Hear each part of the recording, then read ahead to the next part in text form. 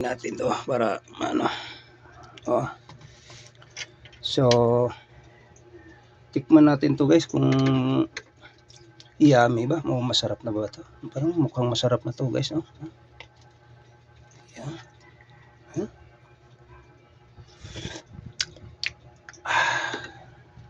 Talagang very yummy. So para sa mga kusinero panglutong bahay, no? Ito ang lutong bahay. For today's video sa ating mga kusinera, sa mga tatay, nanay, shout out mega loves sa ating mga viewers, followers, no? Okay, may kanin tayo mga kababayan. Alright, magsasayang muna tayo maya. Okay, sa mga ang sarap ang luto ni tatay, lutong bahay. Yung lutong bahay ay kung kayo po ay magaling magluluto, marunong magluto sa kusina, ito ang luto nga para sa ating pangpamili. Shout out, no? Mega loves.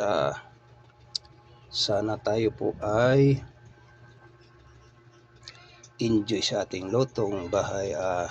Ang hindi pa nakapag-subscribe, mag-subscribe. Masaya na kami nito kung kaya kagaya sa aming mga content creator at tayo po ay magiging masaya kasi para sa ating kainan ng pananghalian, no? Ay swak sa panglasa ang ating luto. Tayo po ay magiging enjoy sa lahat nating mga niluluto, no? Yung mga kung siyempre may alam naman tayo, so may mga ina-upload na natin nung unang nakarang araw ay binalik-balikan sa mga customer ng mga kababayan na pasok daw sa panglasa. So maraming salamat sa nakatikim sa luto ng tatay, no? So shout out mega loves. Ay tayo po ay tuloy-tuloy, kung kayo po ay magiging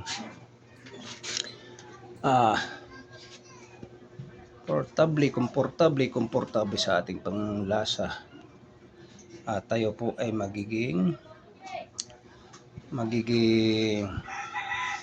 ang alin, shout out. Right. Maraming salamat, magandang tanghali. Sa hindi pa nakapag-subscribe, mag-subscribe kayo para makatanggap tayo ng notification. Maraming salamat po sa lahat.